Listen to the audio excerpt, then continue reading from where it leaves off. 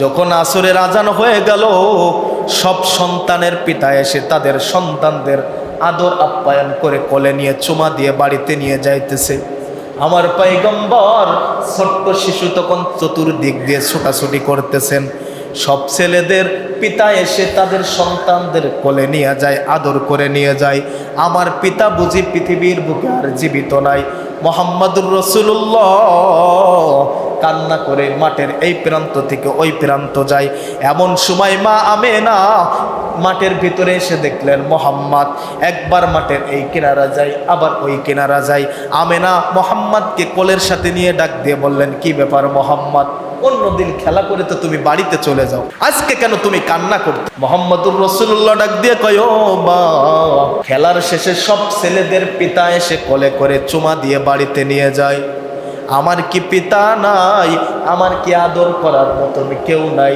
আমেনা ডাক দিয়ে বললেন, ও মুহাম্মদ, তুমি যখন আমার গর্ভের ভিতরে 6 মাসের শিশু, ওই সময় তোমার পিতা দুনিয়ার থেকে ইন্তেকাল হয়ে গেছে। তোমার পিতা পৃথিবীর বুকে নেই। দেখেন আমার পয়গম্বরকে আল্লাহ তাআলা কি পরিমাণ পরীক্ষা করতেছেন। তাকে নবুয়াত দিবেন, শেষ নবী হিসেবে তাকে আখ্যায়িত করবেন, আখিরি জামানার নবী হিসেবে তাকে প্রেরণ করেছেন। কি পরিমাণ তাকে পরীক্ষা করতেছেন আল্লাহ তাআলা। 6 মাস যখন তার মায়ের গর্ভের ভিতরে পিতা দুনিয়ার থেকে বিদায় হয়ে গেছে, আমেনা এখন ডাক দিয়ে বললেন, ও মুহাম্মদ, তোমার পিতা, তুমি যখন 6 মাসের শিশু আমার গর্ভের ভিতরে ছিলা, ওই সময় তোমার পিতা দুনিয়ার থেকে বিদায় হয়ে গেছে। মুহাম্মদ ডাক দিয়ে বললেন, ও মা, পিতার কবর যেই জায়গায় দেওয়া হয়েছে, আমি পিতার কবরটা একটু দেখতে চাই, পিতার কবরটা একটু জিয়ারত করতে চাই। পিতার কবরের পাশে দাঁড়ায়া ওই সৃষ্টিকর্তার কাছে একটু দোয়া করতে চাই।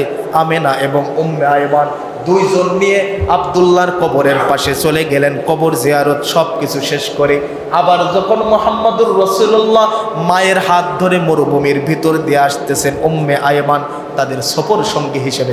কিছু দূর আসার পর আমেনা ডাক দিয়ে বললেন, ও মুহাম্মদ, পিতার কবর জিয়ারত করার জন্য আমরা আসছিলাম, পিতার কবর দেখার জন্য আসছিলাম। আমার মনে হচ্ছে আমার হায়াতও এখানে শেষ হয়ে যাইতেছে। মুহাম্মদ ডাক দিয়ে বললেন, কেন আপনার হায়াত শেষ হয়ে যাচ্ছে? মানুষ মৃত্যুর আগে বুঝতে পারে যে আমার হায়াত শেষ হয়ে যাচ্ছে, ঠিক না বেঠিক? গতকালকে ফেসবুকে একটা ভিডিও দেখলাম, 2 ভাই জমি জায়গা নিয়ে খুব গ্যাঞ্জাম ফাসাদ করছেন। বড় ভাই বিরুদ্ধ হয়ে গেছেন, বড় ভাইয়ের কাছ থেকে ফাঁকি দিয়ে জায়গা জমি লিখে নিয়েছে। এখন বড় ভাই হাসপাতালের বেডে মৃত্যুর শয্যায় বিছানায় পড়ে আছে। ছোট ভাই গিয়ে বড় ভাইকে বলতেছেন, ভাই, তোমার সাথে আমি অনেক অবিচার করেছি, তোমার কাছে আমি ক্ষমা চাই, তুমি আমাকে মাফ করে দাও। ছোট ভাই বুঝতে পেরেছেন যে আমার ভাইয়ের সাথে আমি যে অন্যায়গুলি করেছি, এই সম্পদগুলি আমি লিখে নিয়েছি, তার সাথে অবিচার করেছি, তার প্রতি জুলুম করেছি। আমার ভাই যদি আমাকে ক্ষমা না করে মৃত্যুর পরে নিশ্চিত আমাকে জাহান্নামে যাওয়া লাগবে। ছোট ভাই বড় ভাইকে দেখলাম বারবার ডাক দিচ্ছে যে, ভাই,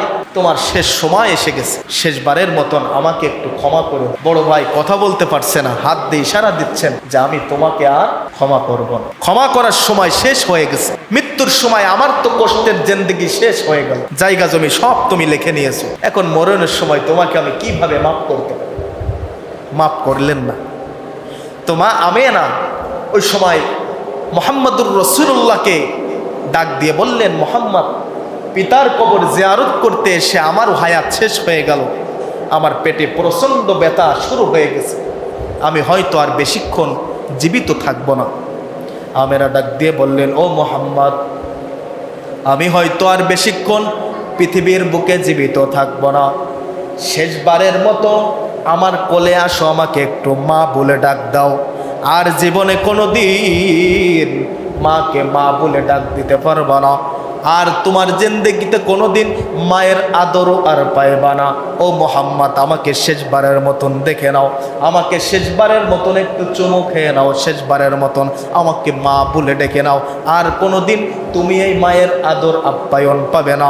মুহাম্মাদুর রাসূলুল্লাহ ওই সময় মা আমেনার কোলের ভিতরে গিয়ে বারবার মাকে মা বলে ডাকতেছিলেন, আর আল্লাহকে ডাক দিয়ে বলতেছিলেন, আল্লাহ, এ কেমন পরীক্ষা তুমি আমাকে নিচ্ছ? বাবার কবর জিয়ারত করতে এসে মাকেও এখানে লাশ দাফন করে যাইতে হবে, পিতার কবর দেখতে এসে মাকেও হারাইয়া ফেললাম। অনেক কথা, সব কিছু শেষ হয়ে গেল, এখন দুনিয়ার বুকে একা হয়ে গেল। খাজা আব্দুল মুত্তালিব ডাক দিয়ে বললেন, কি ব্যাপার মোহাম্মদ, তোমাকে না পাঠাইলাম তোমার মায়ের সাথে আর উম্মে আয়মানের সাথে, তোমার মা কোথায় গেল? মুহাম্মদুর রাসূলুল্লাহ ডাক দিয়ে বললেন, দাদা গিয়েছিলাম বাবার কবর জিয়ারত করার জন্য, মাকেও পথে মধ্যে হারায় ফেলছি, দুনিয়ার থেকে মাও বিদায় হয়ে গেছে।